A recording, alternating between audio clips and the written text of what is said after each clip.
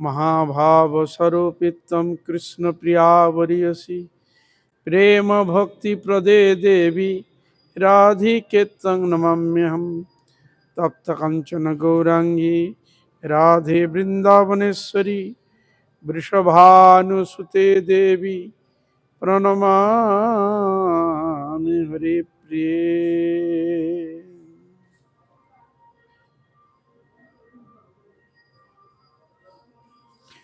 नारायणं नमस्कृत्य नरं चैव नरोत्तमं देवीं सरस्वतीं व्यासं ततो जयमुदीरये। श्रीकृष्ण चैतन्य प्रभु नित्यानंद श्री अद्वैत गदाधर शिवासादि गौर भक्तवृंद। हरे कृष्ण कृष्ण कृष्ण हरे हरे, हरे राम राम राम हरे हरे।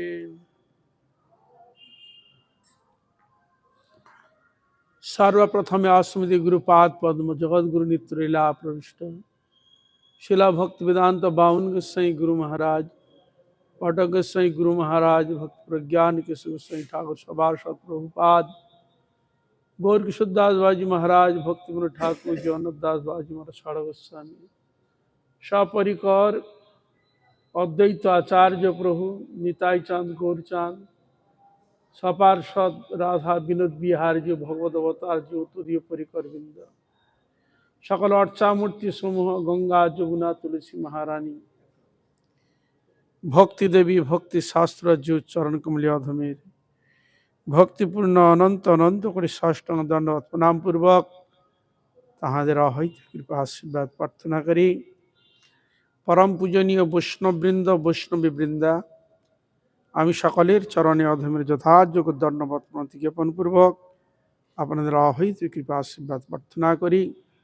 আপনারা কৃপা করুন, আশীর্বাদ করুন যেন নিত্যকাল হরি গুরু বৈষ্ণবের মহিমা গুণগান কীর্তন করে আমার নরাধম পাপিষ্ট জন্মকে যেন আমি ধন্য করতে পারি।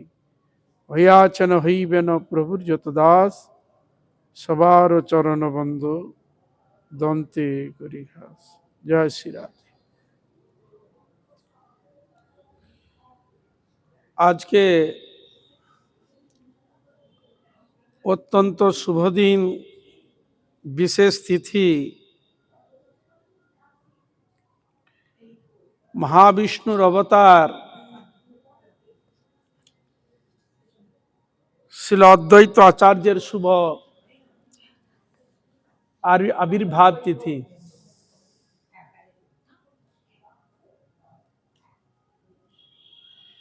এই অদ্বৈত প্রভুর আবির্ভাব তিথিকে কেন্দ্র করে এক বিশেষ অনুষ্ঠান।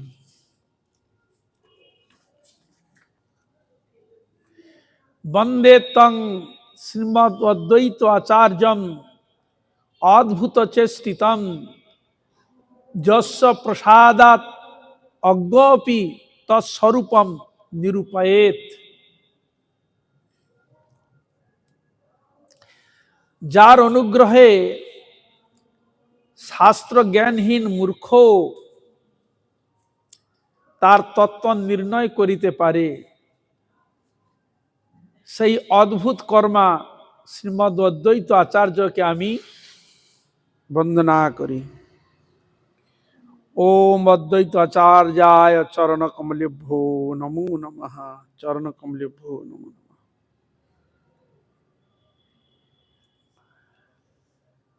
অদ্বৈত আচার্য প্রভু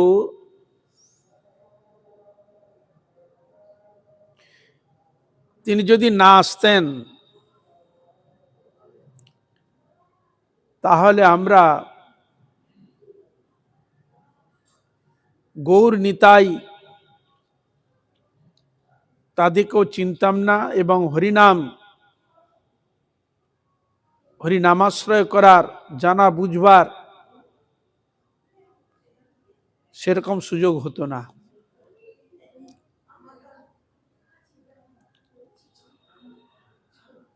তার মহিমা বলতে গিয়ে বললেন, যার অনুগ্রহে অর্থাৎ কৃপাতে শাস্ত্র জ্ঞানহীন মূর্খ কোনো শাস্ত্র জ্ঞান উপলব্ধি করতে পারে না, কিন্তু অদ্বৈত আচার্য প্রভু যদি কৃপা হয়, সে শাস্ত্র জ্ঞানহীন মূর্খও তার ভগবত তত্ত্ব নির্ণয় করতে পারে।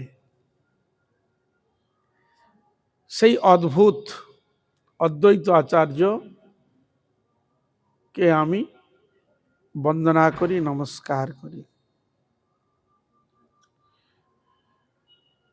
শ্রীমৎ চৈতন্য মহাপ্রভুর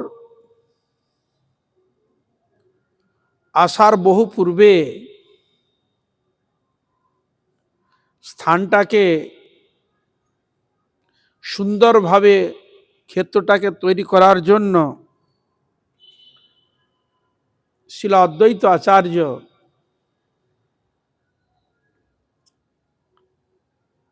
প্রথমেই তিনি এসে ভগবানকে হৃদয়ে বসার, ডেকে নিয়ে হৃদয়ে যে বসাতে হবে সেই রাস্তাটি পরিষ্কার করেছিলেন। অদ্বৈত আচার্যের আদি জন্মস্থান বাংলাদেশ।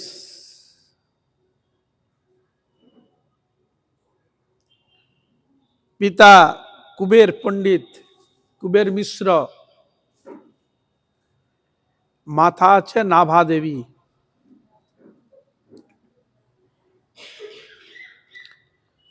ইনারা অত্যন্ত নিষ্ঠাবান, রাধা গোবিন্দের যুগল উপাসনার মূর্তি স্বরূপে ছিলেন। যেটা লাউড় গ্রাম, লাউড়।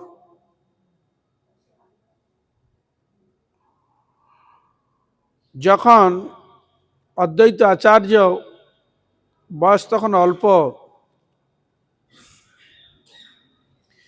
আর তদানীন্তন সময় ছোট ছোট রাজা জমিদার থাকতো। এরকম তখন পরিবেশ, খণ্ড খণ্ড রাজ্য মধ্যে এরকম রাজা, ছোটখাটো রাজা এবং জমিদারও থাকতেন। তদানীন্তন সময় সেই এক রাজার আনুগত্যে সবার ভাত ছিল কুবের মিশ্রের।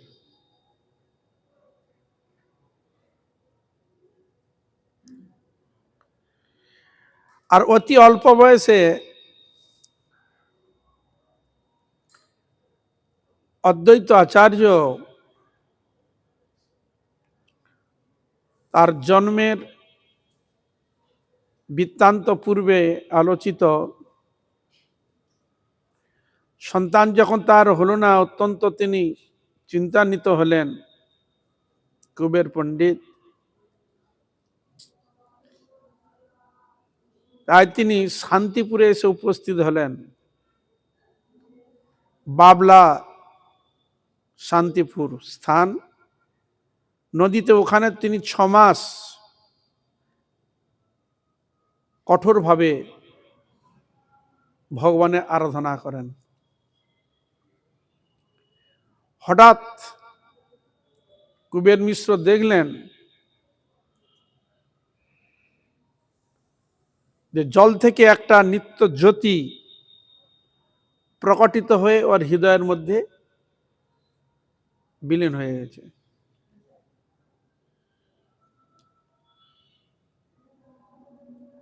আরো অনুভব করলেন যে ওই জ্যোতিটা শুধু নিজের মধ্যে আসে নাই, ওনার স্ত্রীর মধ্যেও প্রকাশিত হয়েছে। তখন তিনি জানতে পারলেন।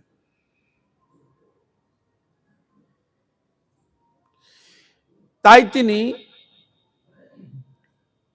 রাজা তাকে ছাড়ছে না যে আপনি আসুন। অত্যন্ত গাঢ় বন্ধুত্ব ছিল।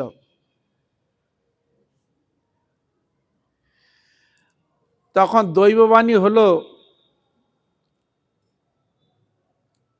কুবের পণ্ডিতের মাকে, তোমার বৌমা গর্ভবতী, সন্তান সম্ভবা। তুমি যত তাজা পারো নিয়ে এসো। তাই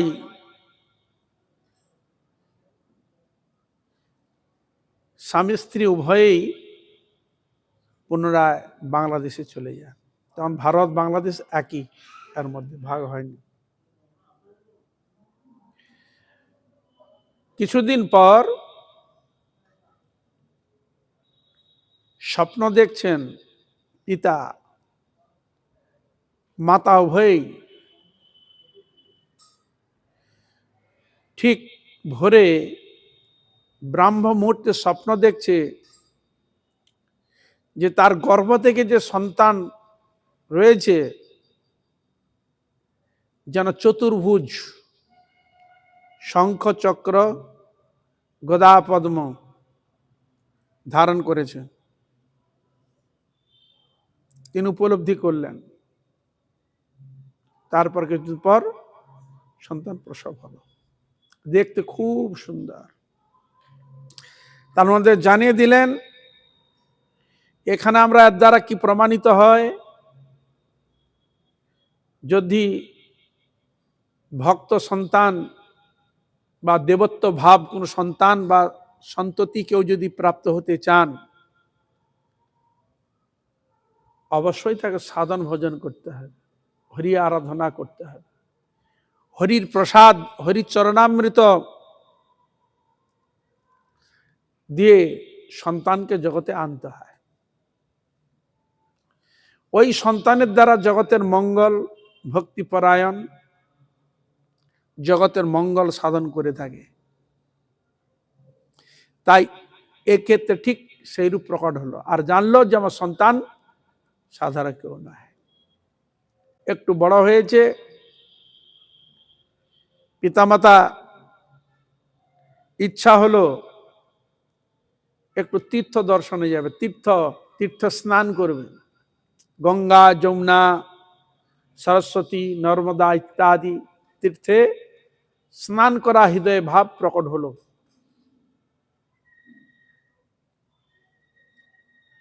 হঠাৎ পিতামাতা রেডি হবে, ঠিক করছেন। উনার তখন নাম ছিল কমলাক্ষ। চোখটা ছিল কমল মানে পদ্ম, অক্ষ মানে চোখ। যার চোখ আকর্ণ, চোখ থেকে কর্ণ পর্যন্ত টানা, দেখতে খুব সুন্দর, বিষ্ণু স্বরূপা না, সদাশিব, সদাশিবের অবতার, মহাবিষ্ণু সদাশিবের অবতার, অদ্বৈত আচার্য।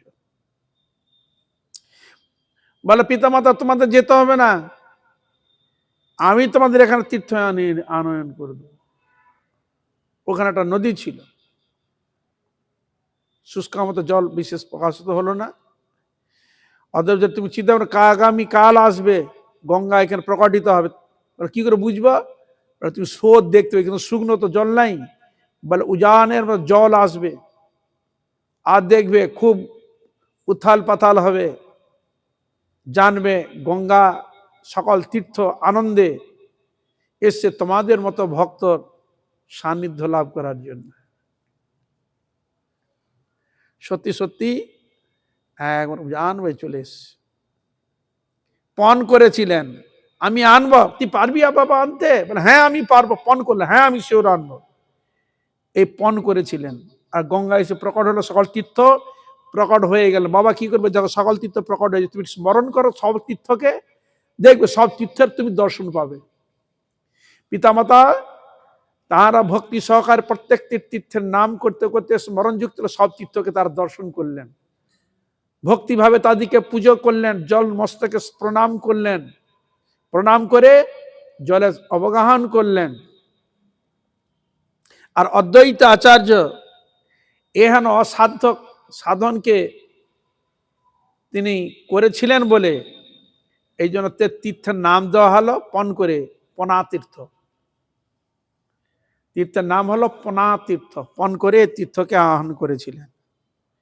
লক্ষ লক্ষ লোক ওখানে স্নান করে, ওই যে তিথিতে প্রকট হয়েছিল। ভারত বাংলাদেশ সব দিক দিয়ে লোক ওখানে যাতায়াত করে।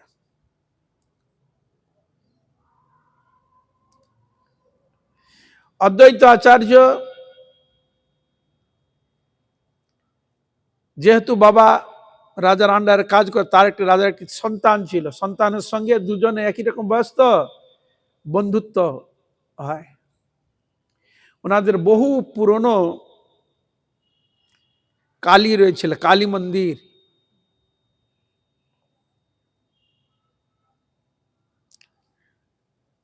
তা একদিন দুজনে খেলতে খেলতে দুজনে ওই কালী মন্দিরে গিয়ে উপস্থিত হয়েছে। উপস্থিত যখন হয়েছে তখন ওই রাজার ছেলে প্রণাম করলো, করার পর কমলাক্ষকে বলছে, এ তুই কর প্রণাম। কমলাক্ষ প্রণাম করছে না, কেন তিনি জানে, বারবার দেখ মা খুব জাগ্রত, জানিস এর বহুত মেলা হয়, পূজা হয়, বহু কিছু হয়, কর, নাহলে বাবা মাকে বলে দেবো, অসন্তুষ্ট হবে তো বাবাকে বলবো, কর। উনি করেন, উনাকে যখন করতে বললেন উনি করলেন না। ওখানে উনি রাজার ছেলে মূর্ছিত হয়ে এখানে পড়ে গেলেন।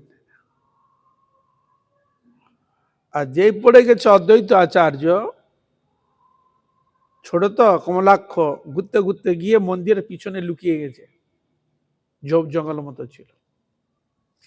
তা এরা দিয়ে খুঁজে, ছেলে গেল কোথায়, রাজার ছেলে সকালে গেল কোথায়, খেলতে খেলতে দুজনে ছিল, গেল কোথায়, বলে ওখানে গিয়েছিল, দেখো মন্দির গিয়ে দেখে এ মূর্ছিত হয়ে, রাজার ছেলে মূর্ছিত হয়ে পড়ে আছে, কিন্তু কমলাক্ষ নেই। খুঁজ খুঁজ কি বলো, দুজনে মারপিট করছে নাকি, দেখো তো গেলে কোথায়, খুঁজে খুঁজে দেখলো মন্দিরের এক পাশে সে লুকিয়ে আছে। বলে কি রে, তুই এখানে লুকিয়ে আছিস, ওখানে ওই মূর্ছিত হয়ে পড়ে আছে, কি হয়েছে, তোরা কিছু করেছিস, ঠিক কর, ঠিক কর। উনি তো আমার জীব শিক্ষা দিতে যাচ্ছেন, জীবকে বলে, তোমরা ভগবান বিষ্ণু চরণামৃত নিয়ে এসো, রাধা গোবিন্দের চরণামৃত, ইনাকে খাবিয়ে অঙ্গে দিলে ও পুনরায় স্বাভাবিক হয়ে যাবে। তখন মন্দিরে বিষ্ণু শালগ্রাম পূজা হতো না, শুধু মাই থাকতো। চরণামৃত আছে কোথায়, এই কমলাক্ষের বাবা যে ঠাকুরের সেবা করে সেখানেই চরণামৃত আছে। ছুটে গিয়ে চরণামৃত নিয়ে এসে মুখে সর্বাঙ্গে যে দিয়েছে, সঙ্গে সঙ্গে কি হলো, পুনর্জীবিত উঠে পড়ে স্বাভাবিক ভাবে।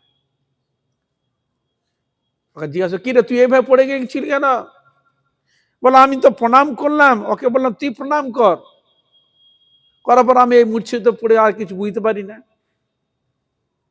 এখানে বুঝাতে যাচ্ছে যে এই যে মা, তখন ওই পাঁঠা বলি হতো, অদ্বৈত আচার্য বলে যে এ মা আমি প্রণাম করো, তুমি বলছো মা যদি জগতের মা হয়, সকলের মা হয়, তাহলে এ মা পাঁঠার রক্ত উনাকে দেওয়া হয় কেন, উনি যদি মা হয় উনাকে দেওয়া হয় কেন, এই জন্য আমার রাগ, মাকে আমি করতে চাচ্ছি। এ তো এইভাবে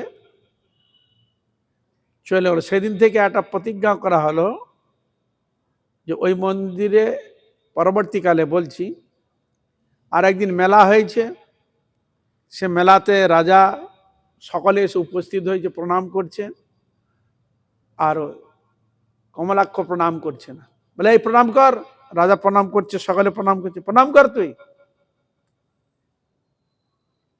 দেখো আমি যদি প্রণাম করি, কিছু যদি হয়ে যায় কিন্তু আমাকে দোষ দিবে না, আর এখানে যে পাঁঠা বলি হয়, এই পাঁঠা বলি তোমাকে বন্ধ করতে হয়। বলে তাই হবে, এই প্রণাম কর দেখি। এই যেই প্রণাম করেছে, দেবীর অঙ্গ ফেটে চৌচির হয়ে ছিটকে পড়ে গেছে। প্রতিমা প্রতিমা ছিটকে ভেঙে ছুটে চলে গেছে।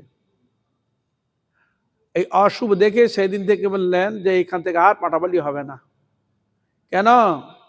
মহাবিষ্ণু অবতার স্বয়ং শিব, ও দেবিকা, দেবীর গুরুদেব হচ্ছে শিবজি মহারাজ।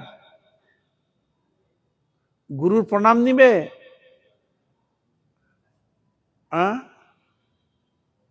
পতি সদাশিব, এই সদাশিবের অংশ হচ্ছে রুদ্রশিব, মহাকাল দ্বার ধ্বংস করে। এই সদাশিবের অবতার রুদ্রশিব, একাদশ রুদ্র আদি মহাবিষ্ণু অবতার, কারণ সাই মহাবিষ্ণুর অবতার। ফেটে গেল। এই সেদিন থেকে ওইখানে পাঁঠাবালি বন্ধ হয়ে গেল, আর রাধা গোবিন্দ ওইখানে বসলেন, নিত্য সভায় বসলেন। এবার মনস্থ করলে এখানে আর থাকবে না, বলা এখানে আর থাকবে না, চলে যাবো। কিন্তু রাজা ছাড়ছে না, বলে আমার ছেলে যেখানে থাকতে চায় আমি তো সেখানে যাবো, কিছুদিন তো যাই, তারপরে দেখা যাবে। এবেলা তিনি ওইখান থেকে এসে উপস্থিত হন কোথায়? শান্তিপুরে। ওইখানে তিনি বসবাস করতে আরম্ভ করলেন। করার পর ওইখানে পণ্ডিত ছিল, সেখানে টোলে পড়াশোনা করতে আরম্ভ করলেন। বিদগ্ধ পণ্ডিত প্রচুর ছিল। সেখানে বেদ, ন্যায়, বেদান্ত আদি সকল শাস্ত্রের উনি সম্পূর্ণ পারদর্শী হয়ে গেলেন অল্প বয়সের মধ্যে। ওনার একটা টাইটেল হলো, নাম হলো আচার্য। বুঝলেন? হরে কৃষ্ণ। আচার্য। কমলাক্ষ ছিল, পরবর্তী নাম হলো অদ্বৈত। অদ্বৈত নাম হলো কেন? হরি হইতে অভিন্ন, এই যে নাম হলো অদ্বৈত। হরি হইতে অভিন্ন তত্ত্ব অদ্বৈত। যার ভগবত বিষয়ে ভগবানের চরণের মনোনিবেশ জীবকে কৃষ্ণ ভক্তি শিক্ষা প্রদান করবেন বলে তার এই লীলা প্রদর্শিত হয়েছে। ধীরে ধীরে যখন বড় হতে লাগলেন, তখন উনাকে বিবাহ দেওয়ার জন্য উঠে পড়ে লাগলেন। আর এদিকে তদানীন্তন সময় মহা বৈষ্ণব ছিল নৃসিংহ ভাদুড়ী। অদ্বৈত আচার্যের শ্বশুরের নাম নৃসিংহ ভাদুড়ী। তিনি রোজ ভগবানের সেবার জন্য পদ্ম ফুল নিয়ে এসে গোবিন্দের সেবা করতেন। আগের পুকুর টুকুরে ডোবা টোবায় পদ্ম এইসব ফুল হতো, তো তা তিনি রোজ যান। একদিন দেখলেন একটা সুন্দর বিশাল সবের থেকে একটা বড় একটা পদ্ম ফুল ফুটে আছে, দেখতে ঠিক স্বর্ণ আকারে। উনি গিয়ে ওই ফুলটা ওই চোখের সামনে ওই বড়া বলে ওই ফুলটাকে নিয়েছে। যখন ফুলটা তুলতে গিয়ে দেখলেন সে ফুলের ভিতরে অঙ্গুষ্ঠ প্রমাণ একটি কন্যা, অঙ্গুষ্ঠ প্রমাণ একটি কন্যা, দেখতে খুব সুন্দর। ওটা নিলেন আর কিছু ফুল তুলে নিয়ে এলেন। আর ওনার স্ত্রী তখন তো বিয়ে করেনি। এটা মানে ওনার স্ত্রীর চরিত্র বর্ণন হচ্ছে। নৃসিংহ ভাদুড়ী নিয়ে আসছেন। ওনার স্ত্রী তখন ছিলেন গর্ভবতী, সন্তান সম্ভবা। ভগবানের চরণে ফুল দিলেন, ফুল দেওয়ার সঙ্গে সঙ্গে কিছুক্ষণের মধ্যে উনার স্ত্রী শ্রীদেবীকে প্রসব করলেন। ওনার অদ্বৈত আচার্যের দুটি স্ত্রী, শ্রীদেবী, সীতা দেবী। শ্রীদেবীকে প্রসব করলেন। আর ওই যে ফুলের মধ্যে যে এটি ছিল, ওর নাম হচ্ছে সীতা। নিয়ে এসে বলে, ওগো ধাইমাকে কিছু বলবে না, সেখানে সন্তানকে করে শু করে রেখেছে, আর ওই শিশু কন্যাটাকে ওইখানে যে শু করে দিয়েছে, দেওয়ার সঙ্গে সঙ্গে দুইটি জন একরকম হয়ে গেছে, একই মাপের হয়ে গেছে। এক আঙ্গুল ছিল তো, কাছাকাছি যখন যেই শু করে দিয়েছে, পরশাতে দুজনে সমান হয়ে গেছে। দেখতে খুব সুন্দর, লক্ষ্মী স্বরূপা।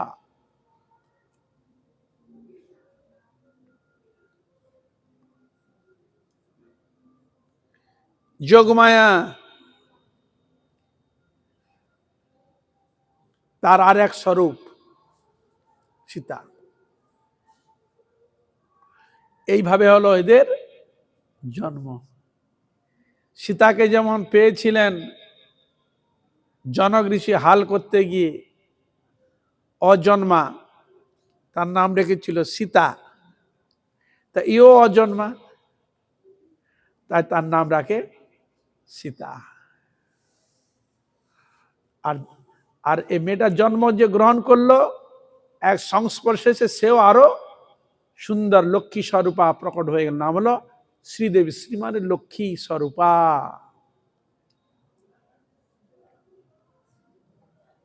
ওই দুটি কন্যা ধীরে ধীরে বড় হলো। চিন্তা করলে কন্যা দুটো তো বিবাহ সম্ভব হয়ে গেছে, এদের বিয়ে দিতে তো জামাই দরকার। সেরকম জামাই দরকার, এরা যেন অপ্রাকৃত ভাবে এদের জন্ম এটি, সেরকম সন্তানকে সেইভাবে বিবাহ দিতে হয়। তাই খুঁজতে খুঁজতে খুঁজতে নির্বাচন করলেন কাকে? অদ্বৈত আচার্যকে।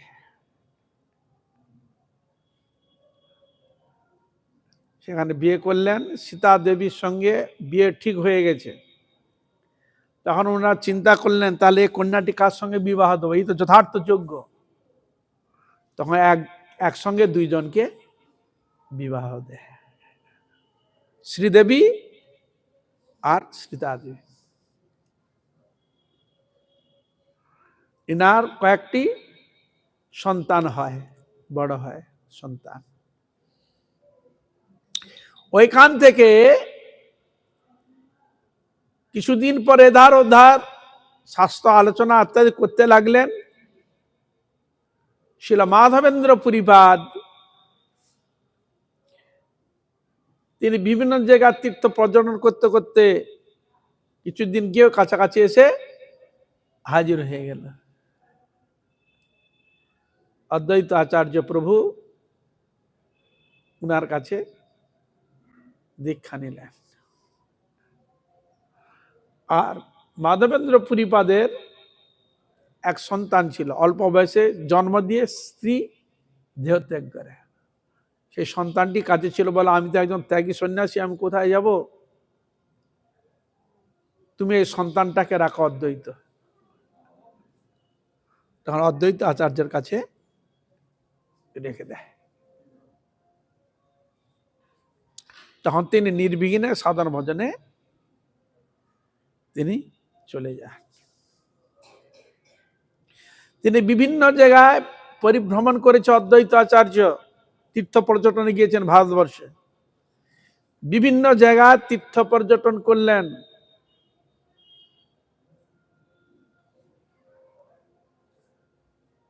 তীর্থ পর্যটন করতে করতে সিধা বৃন্দাবনে এসে উপস্থিত হলেন। ওইখানে এসে সে রাধা কৃষ্ণ প্রাকৃত লীলাকে তিনি স্মরণ করতে লাগলেন। ললিতা একটি সুন্দর কৃষ্ণের মূর্তি এঁকে রাধারানীর হাতে দেয়, আর ওই চিত্রটি পটটি পত্রে অঙ্কিত ছিল, সেটা রাধারানী তাকে বলে দেয় অমুক জায়গা আছে দেখো। তিনি গিয়ে কাম্যবনে গিয়ে ওইটাকে প্রায়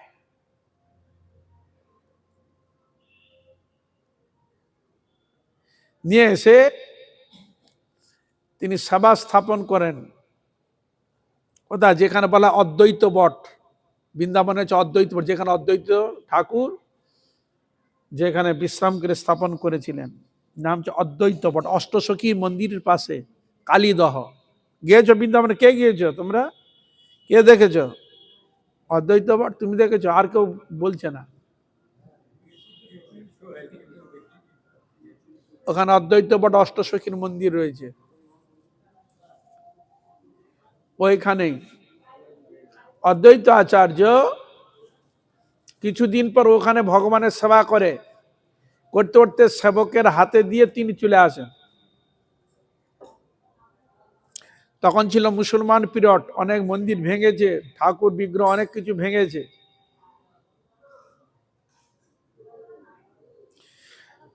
তখন ওই পূজারী ঠাকুরের সেবা পূজা দিয়ে তিনি চলে এসছেন, আর এমন সময় মন্দির বিগ্রহ ভাঙতে আরম্ভ করেছে।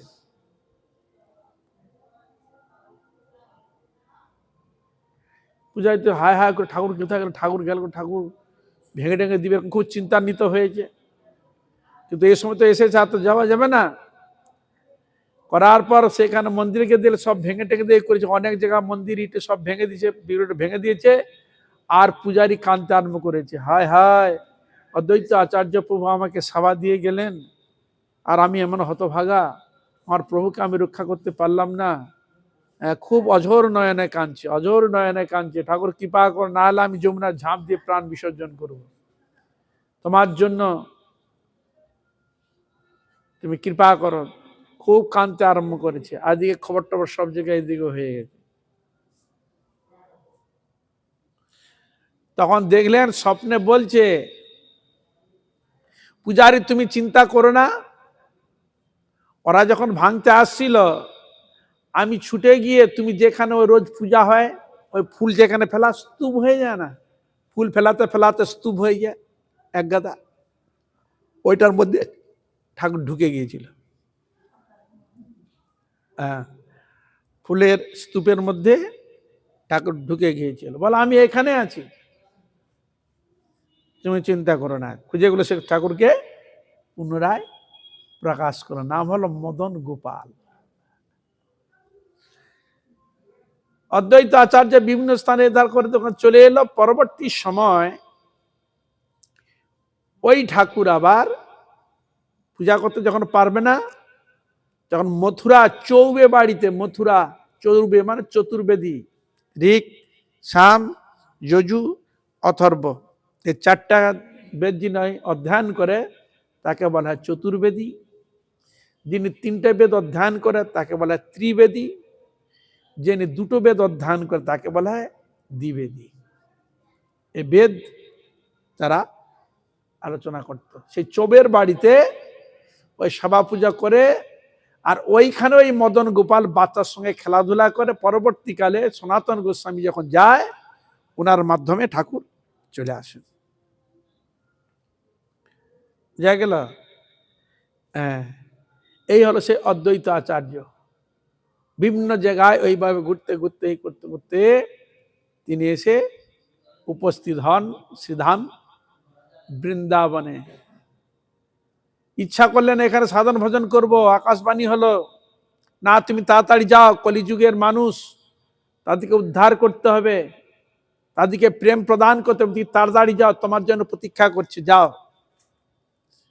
তাই তিনি ওখানে এসে দেখলো অবস্থা খারাপ, কেউ হরি ভজন করতে চায় না। কি অবস্থা ছিল চৈতন্য ভাগবতে বর্ণন দিয়েছে। কি ছিল তখন সভা পূজার কিরকম ছিল, কিরকম আড়ম্বর হতো মানুষের। এক জমিদারের বিড়ালের সঙ্গে আর এক জমিদারের বিড়ালির সঙ্গে বিয়ে, কুকুর কুকুরির বিড়ে, একে কেন্দ্র করে ব্যান্ড পার্টি বায়না করে লক্ষ লক্ষ টাকা খরচা করত। বান্দর বান্দরের বিয়ে, বিড়াল বিড়ালিনীর বিয়ে, একে কেন্দ্র করে লক্ষ লক্ষ টাকা খরচা করত।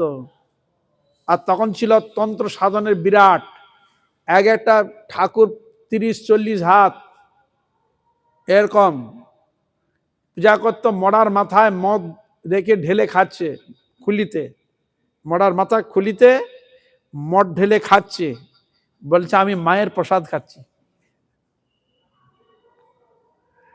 অতি সুকৃতিবান স্নানের সময় গোবিন্দ পুণ্ডরীকাক্ষ নাম উচ্চারয়, এরকম অবস্থা ছিল।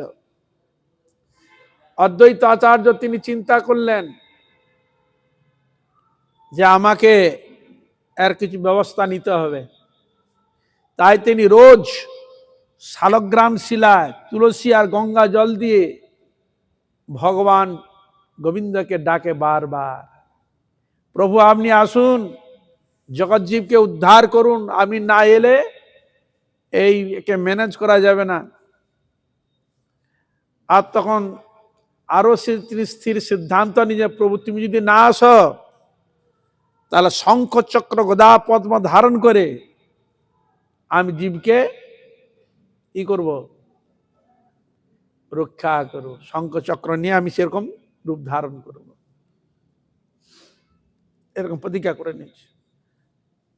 তবে চক্র হাসতে সবার কাটিমু,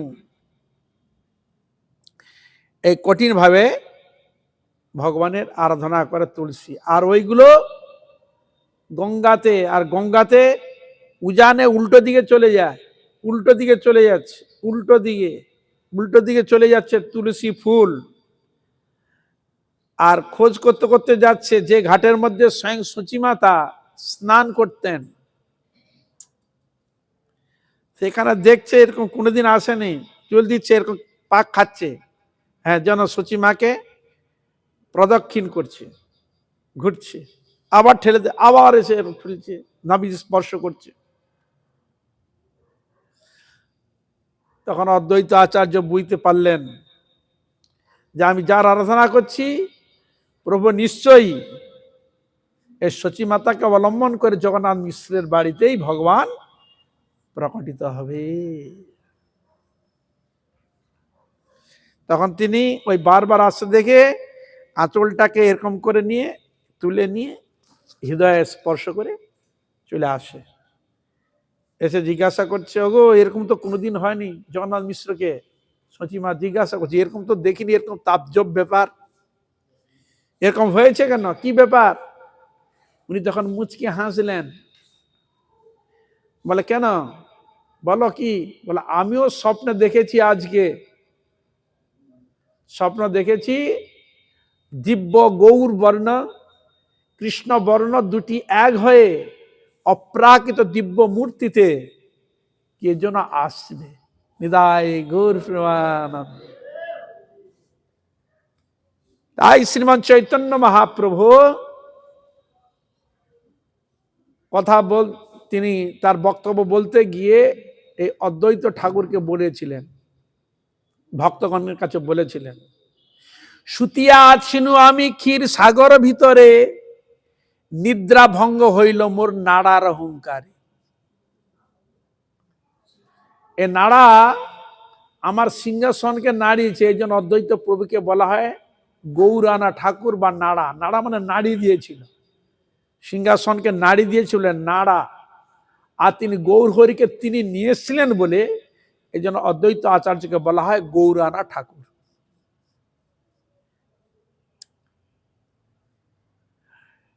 এই পঞ্চতত্ত্বের মধ্যে দেখবেন মাঝখানে রয়েছেন, যদি আপনি ডান দিকে দেখেন, ডান দিকে রয়েছে সর্বপ্রথম অদ্বৈত আচার্য, হাত জোড় করে আছে। তারপর রয়েছে নিত্যানন্দ প্রভু,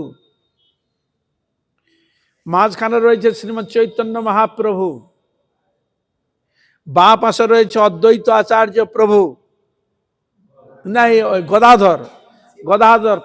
গদাধর পণ্ডিত মহাপ্রভু বাঁ পাশে গদাধর পণ্ডিতের বাঁ পাশে শ্রীবাস পণ্ডিত। বোঝা গেল? হরে কৃষ্ণ। এই বলে পঞ্চতত্ত্ব। তাহলে মহাপ্রভু স্বয়ং, তার দ্বিতীয় মূর্তি আছে নিত্যানন্দ প্রভু, আর নিত্যানন্দ প্রভুর আর এক স্বরূপ মূর্তি হচ্ছেন অদ্বৈত আচার্য। এই ভগবান কৃষ্ণেরই দ্বিতীয় দেহ আছে মূল শঙ্কর্ষণ বলদেব প্রভু। এই শঙ্কর্ষণ থেকে তিনটি মূর্তি এসছে, যাকে মহাবিষ্ণু বলা হয়। কারণ সাই মহাবিষ্ণু, গর্ভদ সাই মহাবিষ্ণু, ক্ষীরাদি সাই মহাবিষ্ণু।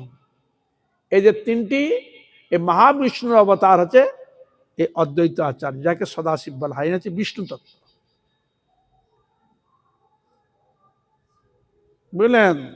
তাহলে অদ্বৈত আচার্য, নিত্যানন্দ প্রভু আর চৈতন্য মহাপ্রভু, এরা তিনজন হচ্ছে বিষ্ণু তত্ত্বের মধ্যে।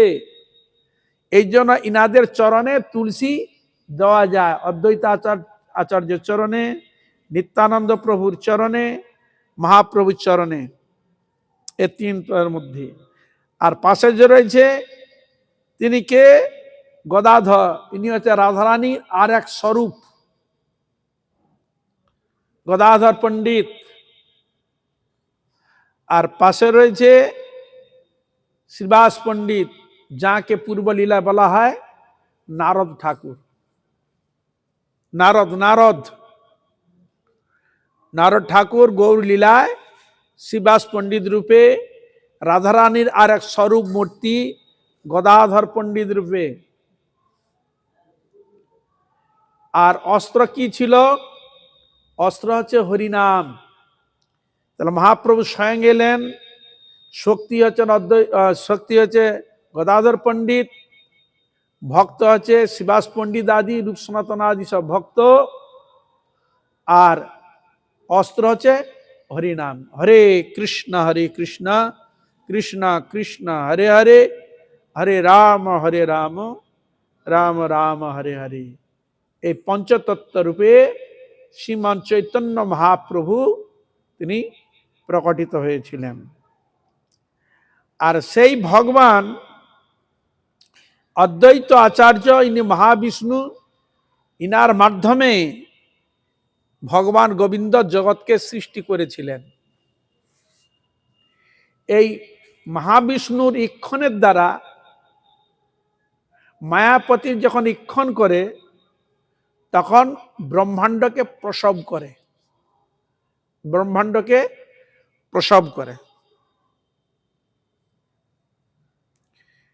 ব্রহ্মাণ্ড, এই যে অণ্ড মানে ডিমকোষ, এরকম পুরো বিশাল ব্রহ্মাণ্ডকে তিনি সৃষ্টি করেন। কার মাধ্যমে? মায়াদেবীর ইক্ষণে। মায়াদেবকে ইক্ষণ যখন করলেন মহাবিষ্ণু, তখন ব্রহ্মাণ্ড প্রসব হয়। এরকম কোন জন্ম আদি আছে নাকি? বলে হ্যাঁ। কোন প্রাণী জানেন? কছুয়া বা কুর্ম। হ্যাঁ, স্ত্রী কুর্ম আর পুরুষ কুর্ম এমন ভাবে উভয়ের প্রতি এমন ইক্ষণ করবে, চিন্তা করতে করতে ওদের শরীরে মধ্যে গর্ভতে এসে যায়, অণ্ড আদি তৈরি হয়। তখন ওদের ডিম থেকে ওদের সন্তান হয়। ঠিক সেরকম ভগবান এই মহাবিষ্ণু জগৎকর্তা মায়া সতীজ, এই জন্য মায়ার দ্বারা, মায়া কর্তৃক ইক্ষণের দ্বারা ব্রহ্মাণ্ডকে সৃজন করেন। আর এই অদ্বৈত আচার্যের প্রভুর যদি কৃপা না পাওয়া যায়, তাহলে আমরা নিত্যানন্দ গৌর হরির কৃপা পাবো না, প্রেমও পাবো না। এই জন্য নরোত্তম ঠাকুর কীর্তন করেছেন, শ্রীকৃষ্ণ চৈতন্য প্রভু দয়া কর মোরে, তোমা বিনা কে দয়ালু জগত সংসারে, পতিত পাবন হেতু তবয় অবতার, মোর সম পতিত প্রভু না পাইবে আর।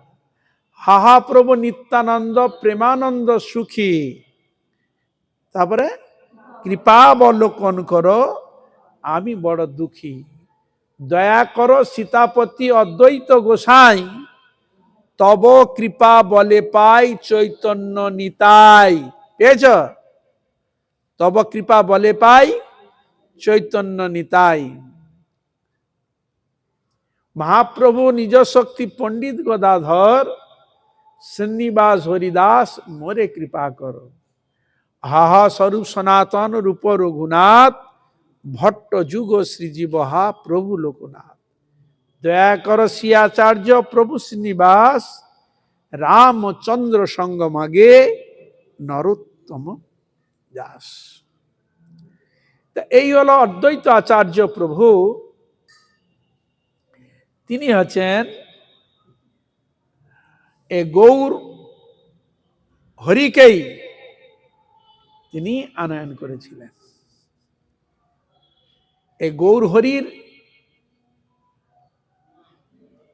আবার যখন মহাপ্রভু প্রকটিত হলেন,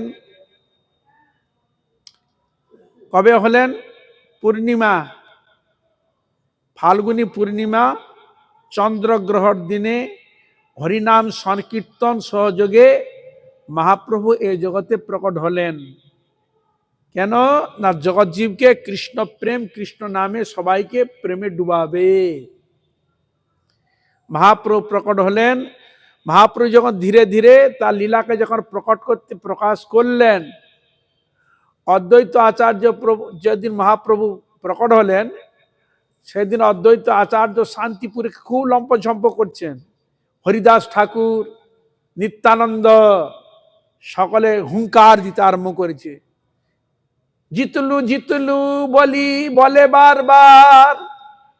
অদ্বৈত আচার্য বলছে জিতলু জিতলু। দেখে বোঝা গেল আমি যে এতদিন যে কঠোরভাবে সাধন ভোজন করছি, আজ আমার জিতলু মানে জিতে গেলাম, মানে হলো আমার মনোবাসনা পূর্ণ হলো। এখন তিনি কোথায় রয়েছে, কিভাবে রয়েছে, কিভাবে প্রকাশ করবে? তা একদিন মহাপ্রভু শিবাস পণ্ডিতের বাড়িতে রয়েছে। শিবাস পণ্ডিতের কয়েক ভাই রামাই পণ্ডিতকে বলছেন যে রাম শুনো,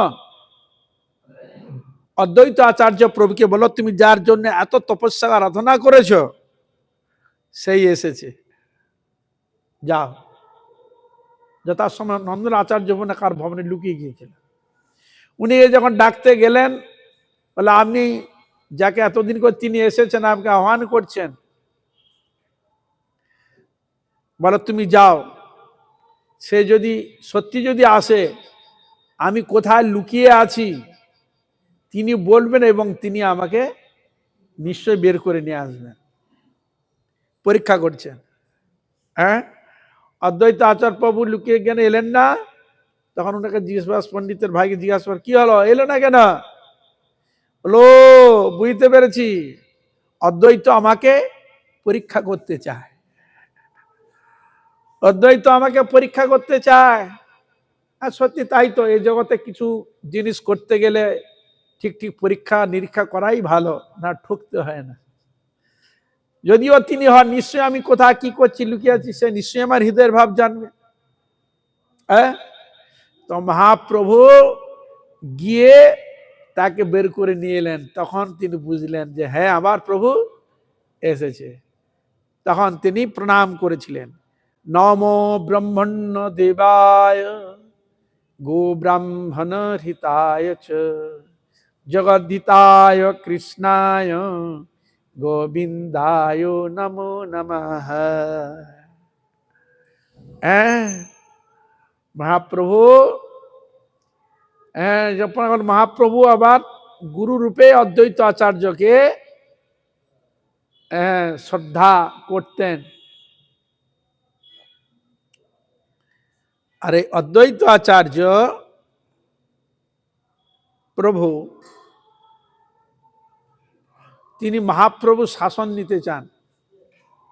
তা এই দুইজনকে প্রভু বলা হয়, নিত্যানন্দ প্রভু, অদ্বৈত প্রভু। আর চৈতন্য প্রভুকে কি বলা হয়? মহাপ্রভু। অদ্বৈত প্রভু, নিত্যানন্দ প্রভু দুইজন, আর মহাপ্রভু কি বলে? মহাপ্রভু।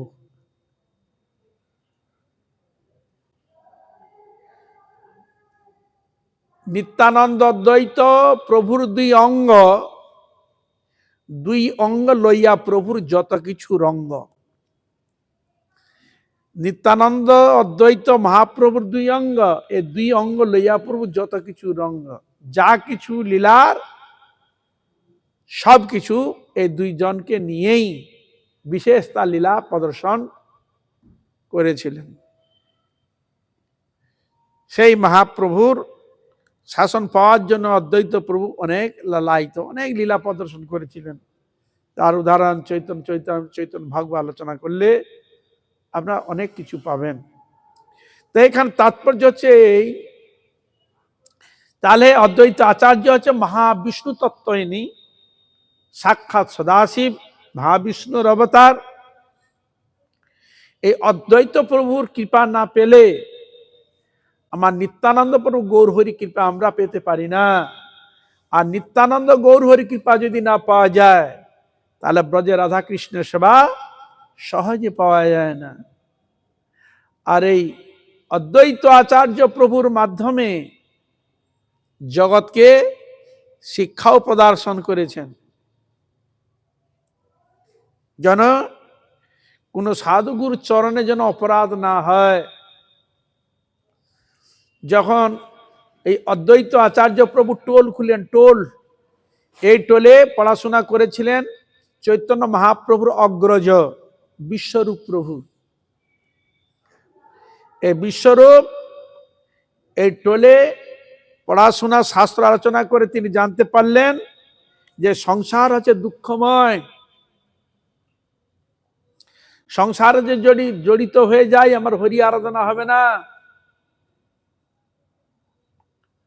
ভগবত পাদ পদ্ম যদি লাভ করতে হয়, তাহলে সংসার মায়ার মধ্যে থাকলে হরি নাম সহজে হবে না।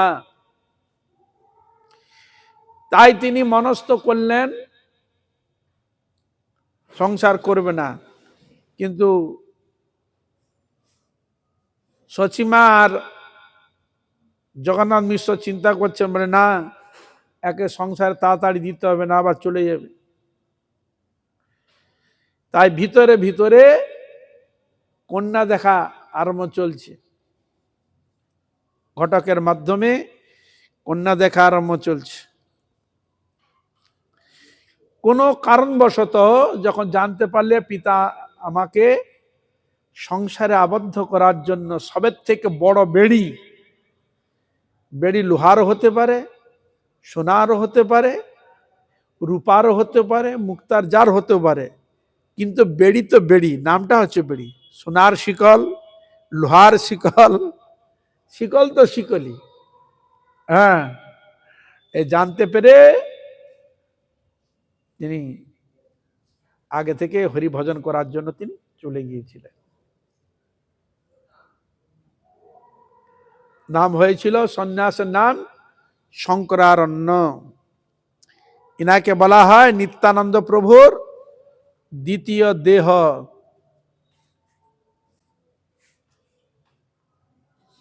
তিনি চলে যান, তারপর ভাবলেন যে মহাপ্রভু আছে, তাহলে তো আপনারা জানেন সব।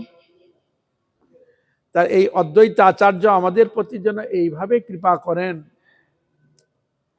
তার আদর্শ, তার চিন্তা ভাবনা, তার ভগবত ভজনের যে নিষ্ঠা ভক্তি, তিনি যেন আমাদের প্রতি কৃপা বর্ষণ করেন, যেন তাহাদের চরণে, নিতাই গৌর চরণে, রাধা গোবিন্দের চরণে, গুরু বৈষ্ণবের চরণে যেন আমার অহৈতুকী ভক্তি লাভ হয়। যত বিপদ যত যাই আসুক না কেন, যেন সহন করার ক্ষমতা যেন আমাদের দেন। আমরা যেন এই পথ থেকে যেন বিচ্যুতি যেন না হই, প্রতি মুহূর্তে প্রতি ক্ষেত্রে যেন তাদেরকে স্মরণে যেন হৃদয়ে ধারণ করতে পারি। তাই সকল গুরু বৈষ্ণব মহারাজের চরণে, সকল গুরু বৈষ্ণব বৈষ্ণবী সকলের চরণে এই প্রার্থনা কথা এখানে রাখি। বাঞ্ছা কল্পতরুভ্যশ্চ কৃপা সিন্ধু ভয়েবচ পতিতানাং পাবনেভ্যো বৈষ্ণবেভ্যো নমো নমঃ।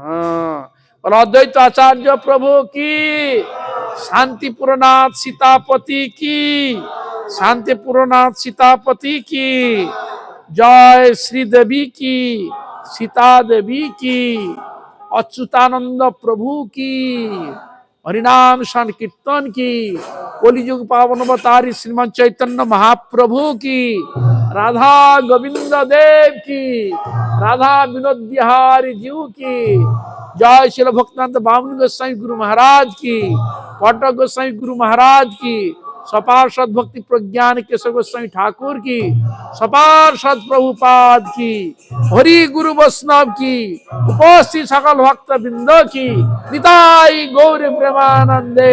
हरि हरि बोल।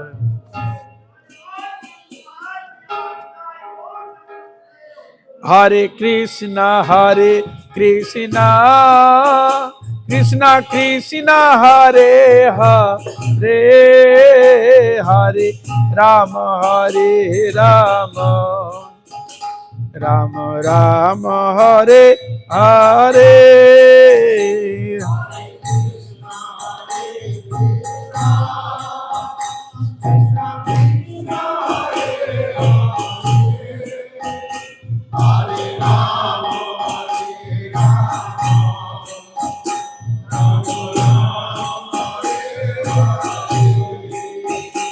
हरे कृष्णा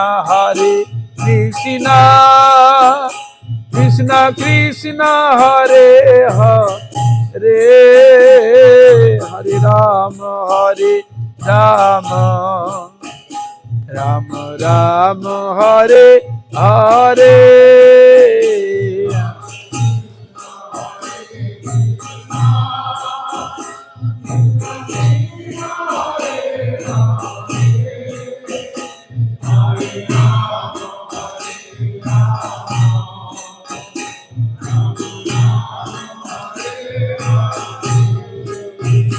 जय शांतिपुरनाथ सीतापति, शांतिपुरनाथ जय सीतापति।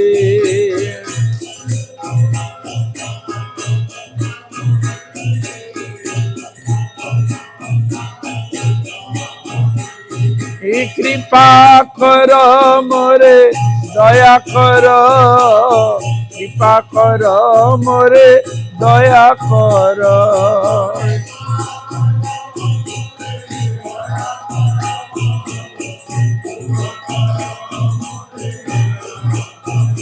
हरि बोल हरि बोल हरि बोल हरि बोल।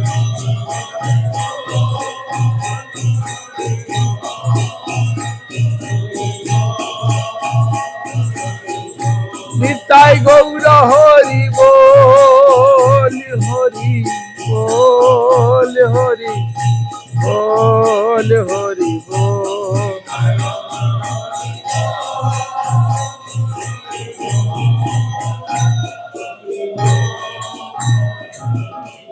निताई गौर प्रेमानंदे सीतानाथ।